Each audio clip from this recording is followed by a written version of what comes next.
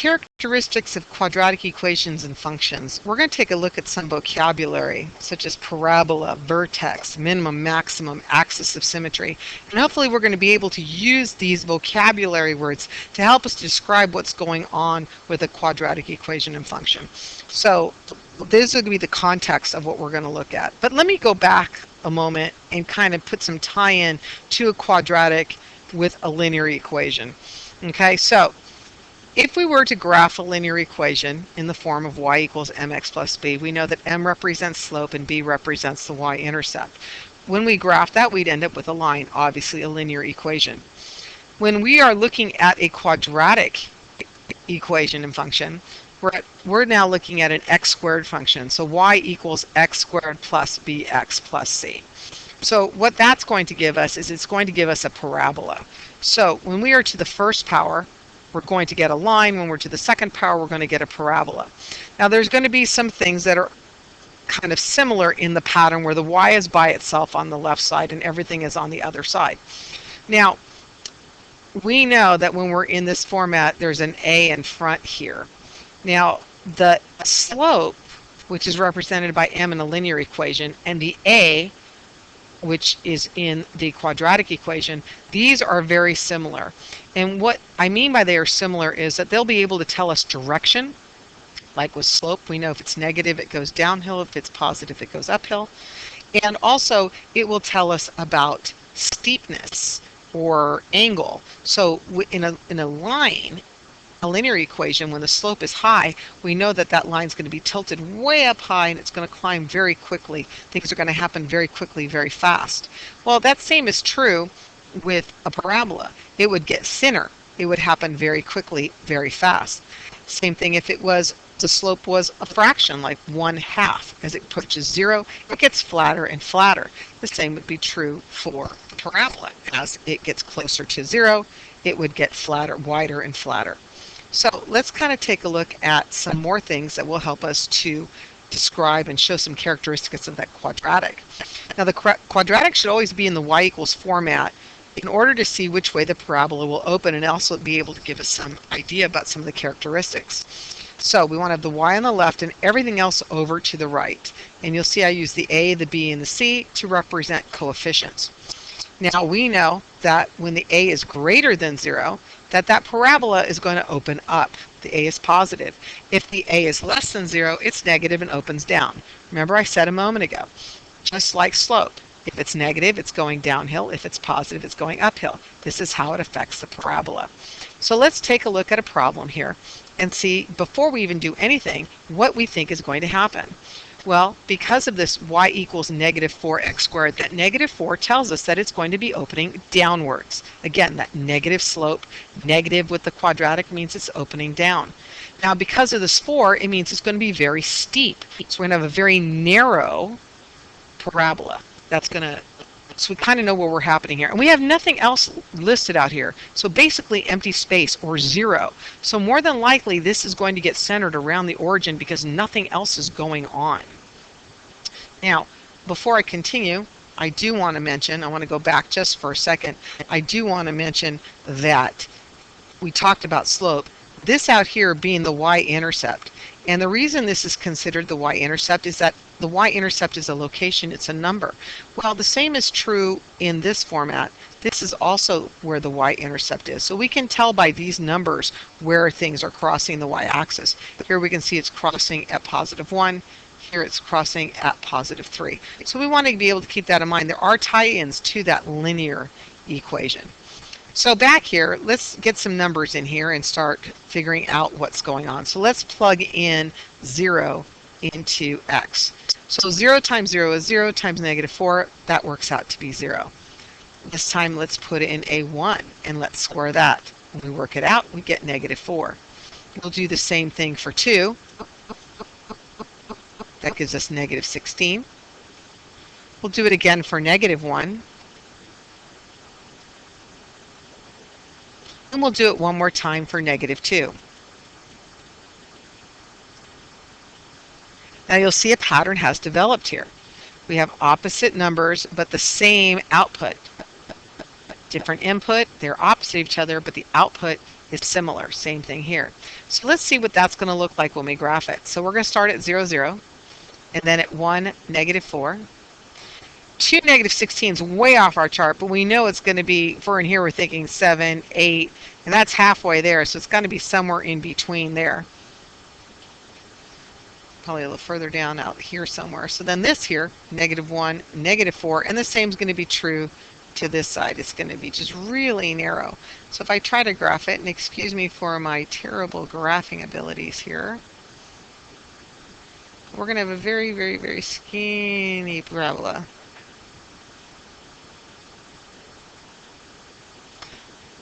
As you can see, my drawing needs a lot of improvement. Anyways, but we can get the idea, the gist, that it is an upside down negative parabola, and it's very narrow. So let's take this a step further, and let's talk about the axis of symmetry. It's where you can fold the graph in half and have identical halves. Now, the axis of symmetry is related to the x-coordinate of the vertex. It's the exact same thing. So we can use this formula of the opposite of b divided by 2a to help us find the axis of symmetry. It'll also help us find the x-coordinate of the vertex. And let's talk a little bit more about the vertex. Let's take a look at our problem here. I've drawn the parabola a little bit better. And we'll talk about this a little bit. We have to recognize that this is the vertex right here. Okay? If we recognize where the vertex is, and it's a location, and at this point, because it's the tallest part of the parabola, it is considered the maximum of the parabola. If this parabola was reversed around the other direction, then it would be considered the minimum of the parabola. The vertex is where that parabola sits, either on the bottom or the top.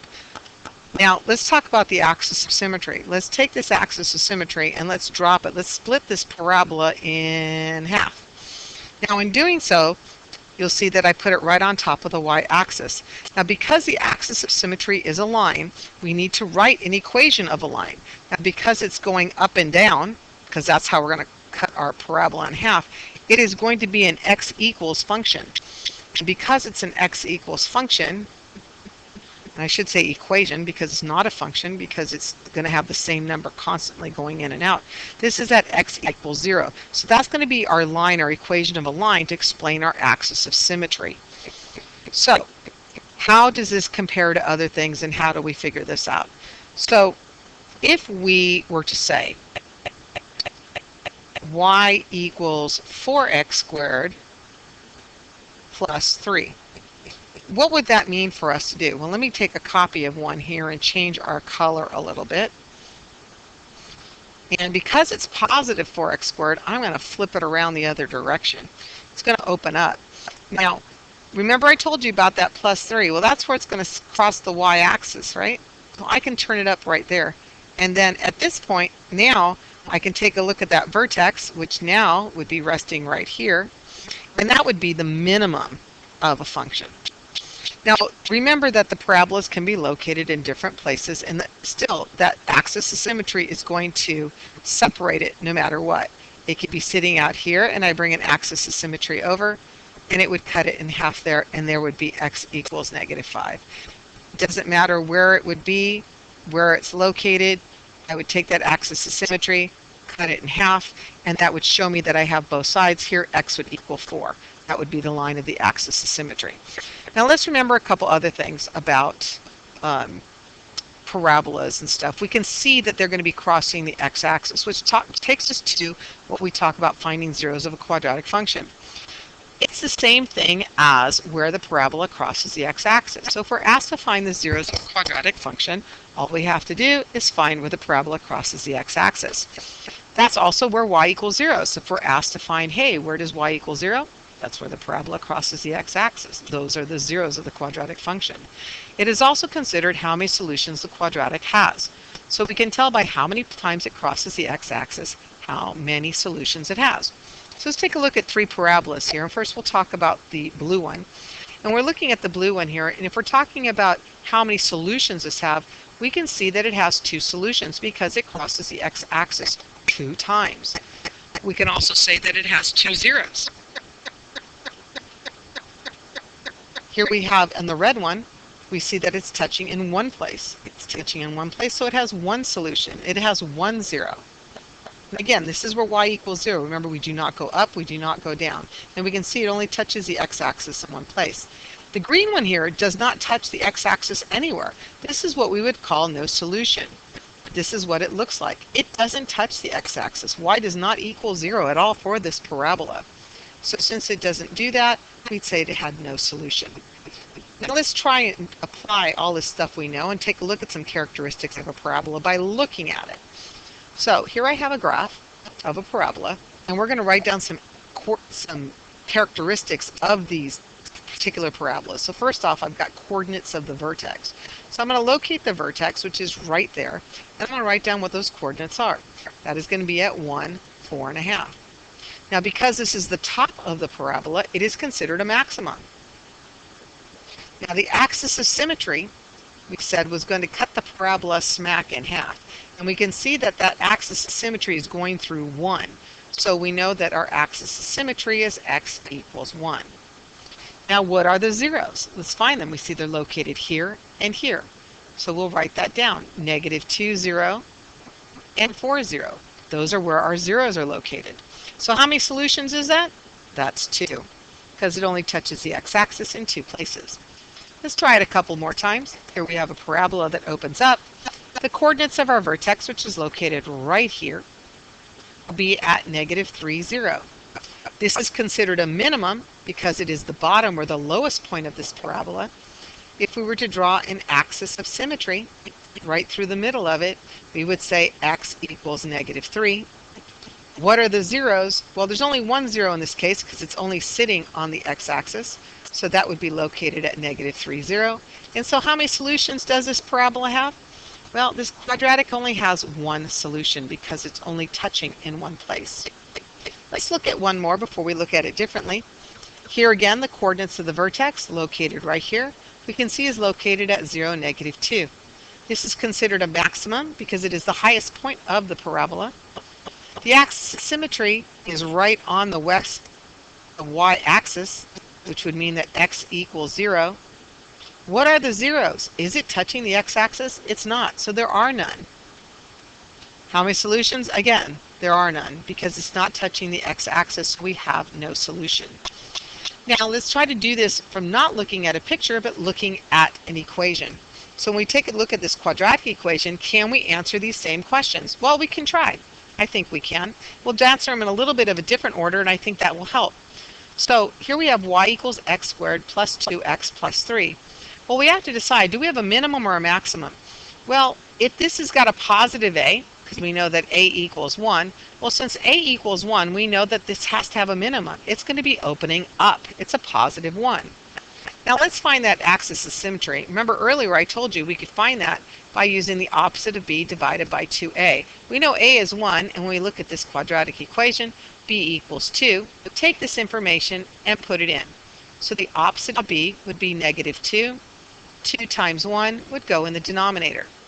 -2 divided by 2 happens to turn out to be -1. So our axis of symmetry then would be x equals -1. Now, we're going to the coordinates of the vertex. We said the axis of symmetry is the same as the coordinates of the vertex, so that's -1. Now let me go back and prove to you that this is true. I said it earlier, but I didn't prove it to you. Let me go through these very quickly and prove it to you. Okay, here, I said the axis of symmetry is 0. There's that x coordinate is 0. Here, the axis of symmetry is -3. There's that x coordinate of the vertex at -3. Here, the axis of symmetry was 1. The x coordinate of the vertex is 1. So I think you can see that it is true. Not just take my word for it, but it does work out that way. So now the only thing is, how do I find the y? Well, I go back to the original equation. Y equals x squared plus 2x plus 3, and I'm going to substitute the value of -1 in place of the x. So I'm going to take that -1 and square it, drop it into 2 times -1 plus 3, and all I'm going to do is order of operations.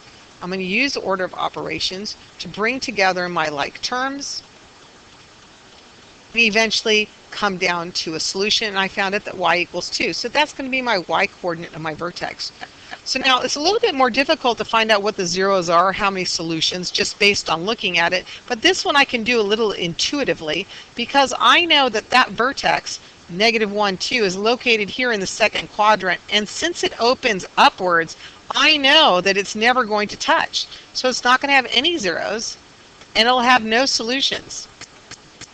If it was going to go the other way, if it was a negative, there'd be two solutions. So I kind of know what's happening based on where the vertex is located and what direction is going on, how many solutions, and kind of what's going on. I might not be able to find the zeros exactly by inspection this way. There are other mathematical ways to find that. But hopefully this explains how to look at characteristics of a quadratic equation and know how to find them and what they represent.